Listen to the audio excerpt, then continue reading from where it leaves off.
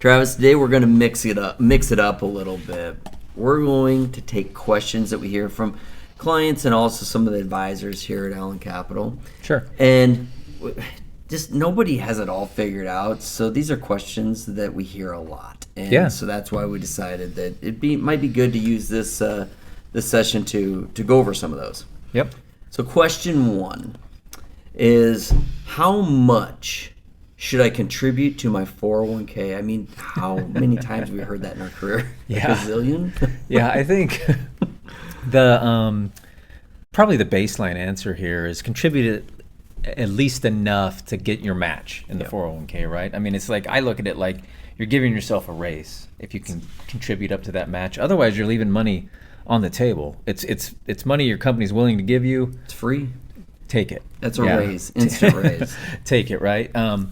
And then, if you're looking for a rule of thumb, I would start at double digits if you can do it. Start at, contributing at least 10% of your income. 15 would be even better. Absolutely. Because you want to start sooner with as much as possible. You're going to appreciate that later in life, right? The more you can contribute and the more you can save, and let compounding, as we always say, work its magic. Oh, yeah. Yeah. Yep.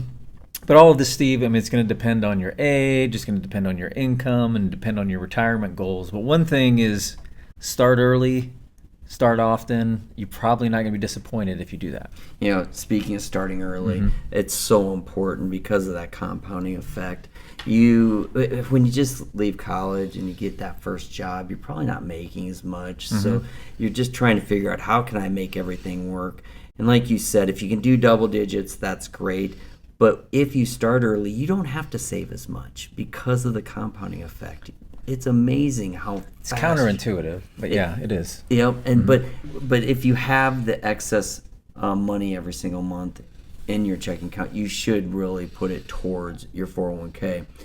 And then the closer you are to retirement, though, that's where you have to get aggressive with your savings. If you're playing catch up, you mean? Yeah, you're playing catch up. If you're older and you're just like, gosh, I just didn't save enough, or I'm just starting, then you need to get much higher. You need to get in that 20-25% range if you really can. Yeah, and I mean, don't be discouraged. It's never too late. I mean, savings always going to benefit you, and investing is going to benefit you, over a longer time frame. So absolutely, that's right.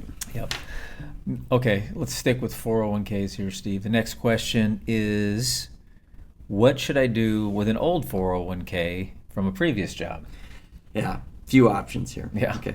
Number 1, you can just leave it in the plan that you're in, and that's not recommended. There's no reason to really leave it there. But if you don't have any other options, you can leave it there. You can roll that into your new employer plan, because typically, if you left a job, you're going to a new one. Well, unless you got fired. That's another conversation. but yeah, you can put it in your new employer plan and then allocate it across, or you move it to an IRA, which that's really probably where you have the most flexibility, you have the most options, and we can possibly reduce your costs quite a bit depending on what your internal costs were inside of that old 401k. Yeah, I mean, what I think about here is simplicity, right? Try to keep your life simple. I mean, it's pretty common for people these days to hold multiple jobs. If you have multiple old 401ks out there, it's going to become, cumbersome for you down the road trying to keep track of where this money is. So consolidation, keep track of it, simplification. I would think about it that way. That's absolutely right. But the other thing you have to think about too when you're combining these plans, where does it go? You mentioned the current 401k, IRA. Depends on your fees, depends on your long-term goals, and in your investment choices. And as you pointed out, IRAs, at a brokerage, you probably have more investment choices there. So keep those things in mind as you consolidate to keep things simple, right? That's right. And so moving on from the 401k piece, Travis, and we get this question quite a bit where, after I've maxed out my 401k or I've put as much money in, what do I do with the extra cash that I might have available to me? First of all, good problem to have. Yeah. You got extra cash now, right? So I mean, the first thing that comes to mind right away is obviously a taxable brokerage account, right? Like a normal brokerage account that you have. And you can invest there, and depending on your goals, individual stocks, ETFs, funds, even high yield cash accounts, right? But the important thing is keep investing. Keep having your money work for you. Next, probably more important though is your make sure you have your emergency account in I place, agree. right?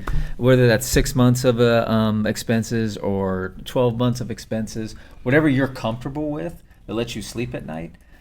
Get that going for you. Get that in place. And today, I mean, short-term interest rates and money markets, your emergency account's actually going to Make some money. Yeah, earn a decent rate of return. So Yep. so don't be afraid to have that money that you're going to need to. I call it sleep at night money, right? Yeah, in previous videos, we call that bucket one. Yeah, bucket one. Bucket Yep. one.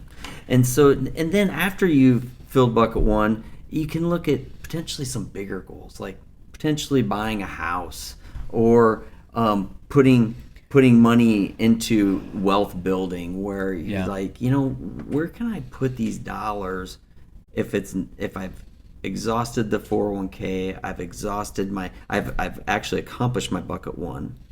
Now, Yeah. where do I go? Right? Right. Yeah. I mean, but I think it's important. A lot of people might jump to the growth.